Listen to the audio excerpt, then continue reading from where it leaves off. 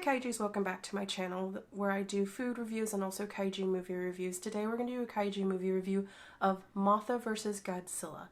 Basically, quick synopsis of the film, also kaiju design, and also general feelings of this movie and how it fits in the kaiju movie universe. So if you're new here, I've been going through Godzilla films in chronological order, though I am skipping Kong vs. Godzilla just because I don't own it yet. I hopefully will fix that after my birthday, so for now, we've done the first two. I have done Mothra's original movie, and I'll link the review in the descriptions so you can go check it out. So today is all about Mothra vs. Godzilla. So I have to be honest, this is probably one of my favorite Godzilla films. I think this is one of the films I was introduced when I was a kid and I fell in love with it. I've always loved butterflies and moths, and I love reptiles, so for me it was like the perfect movie as a child. And I think this is also one of those movies that a lot of people, like when they hear a Godzilla film, this is probably one of the type of movies that people think of, you know, Godzilla battling another monster. And so definitely it is one of those, this one fits that template. Mothra is probably one of the more favorite of the other kaijus in the Godzilla universe. You know, you have Mothra, King Ghidorah, you have, you know, Ankylosaurus, and Rodan. And so I think those are probably like top ones. The story is pretty simple. It's pretty much good, which is Mothra, and bad versus Godzilla.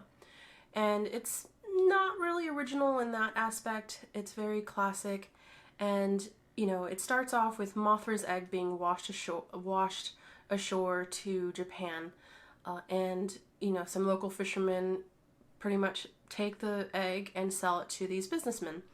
The businessmen are the bad guys. They want to make money off of this egg. They see it as the golden egg, and so they buy the egg from the fishermen, and they decide to build an amusement park around the egg and see what hatches. Doesn't seem like a good amusement park idea. Seems like there could be a lot of things that go wrong, especially if you don't know what's inside the egg. Mothra and the twins, Shojubin, want the eggs back. So the twins are mostly referenced as the twins, Mothra's priestesses. And they team up with Sakai Nakashini and Professor Miru. I think that's how Mira. And, you know, and they try and help the twins get their egg back. But the businessmen, they're not letting go of their golden egg. And so the twins and Mothra go back home empty-handed. And so this is, you know, pretty sad, disappointing.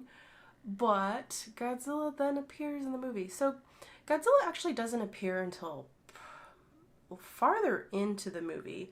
And so, you know, then it's like, oh geez.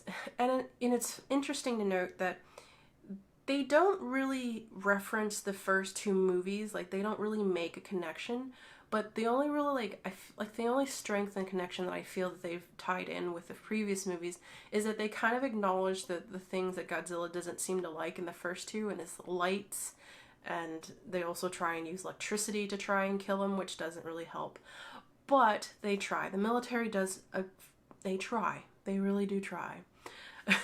You know, the trio decides to go to Infant Island, and they see how bad the nuclear bombing is towards the island. You think that you would try and figure out if there's actually humans on a island, but anyways, this is probably the case. So Mothra, the natives and the twins don't want to help, but Mothra says, I'll help. And so she, also because the egg's there, so she just in time saves her egg from being destroyed by Godzilla, because Godzilla's just tromping around the world. And then the egg hatches, and it's two little caterpillars, or larvae, whatever you want to call them. And so Godzilla continues the romp after Mothra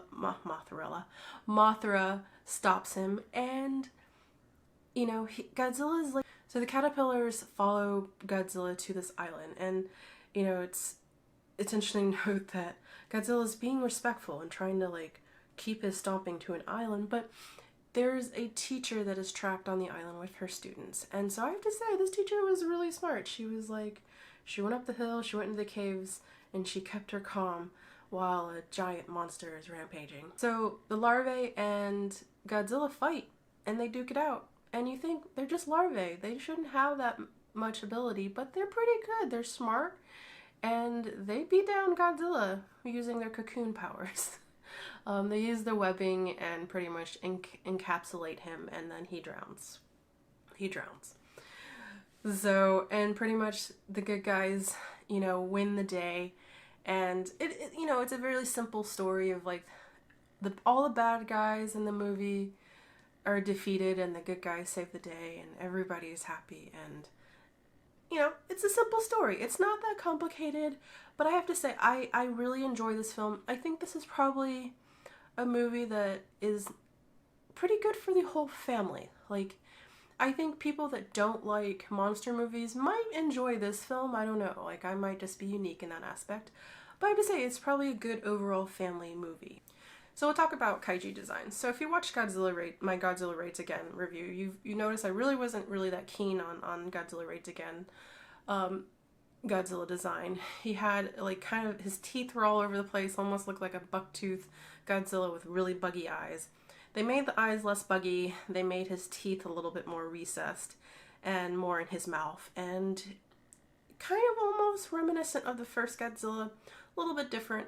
I really do like this version. I think it's more kind of like classic Godzilla, when some people think of Godzilla. I think it's a good overall design. Mothra, she's beautiful, especially if you like moths or butterflies. She just has like the really pretty orange, yellow, and black coloring with like really pretty blue eyes. And you know, her caterpillar babies, they're not that like cute, you know, they're not kawaii or anything. They have like hard leathery skin, but they're so cool and they're so cute. I don't know, I think they're cute, but I'm weird. I'm a weird girl. I think a lot of things are cute that most people don't think are cute. But I love how they have train track noise. Like, if you listen to them when they're like marching, it sounds like train tracks. And those suckers, they're smart too. Like, when Godzilla's like, you know, atomic blasting, they're like behind the rocks, they're ducking, they're like shooting their webbing, they're ducking. Like, they know how to fight. They're not dumb. So I absolutely love the little caterpillars in this film. You know, the design is pretty basic, but I think that overall it does well for what they need them to do. So to close out, overall, it's one of my favorite Godzilla films. I think the story is pretty good. There's a good balance. I mean, I know sometimes Godzilla films have a hard time with balancing the human character with the kaiju movie action. Is it like you know, super powerful kaiju movie action? No. I mean, I think probably like the fight scenes between Ankylosaurus and Godzilla Raids Again are a little bit more fun, but I don't know, I you know, Mothra taking Godzilla by the tail and running him around is actually pretty amusing. But I think this has, like I said before, I think this is a good broad appeal for a little bit for multi-generational families, and I don't know, I feel like this is a pretty solid film. I give it a 4.5 kaiju bites out of 5. I absolutely love it. So thank you guys for joining me today. If you've seen this movie, let me know what you think about Mothra versus Godzilla. Or tell me what your favorite kaiju movie is. And I will see you for the next movie review. And I will hope you like and subscribe. You can join me on Instagram too. I'm on Kaiju Bites on Instagram. So see you guys next time. Like and subscribe, and I'll see you guys again. Bye.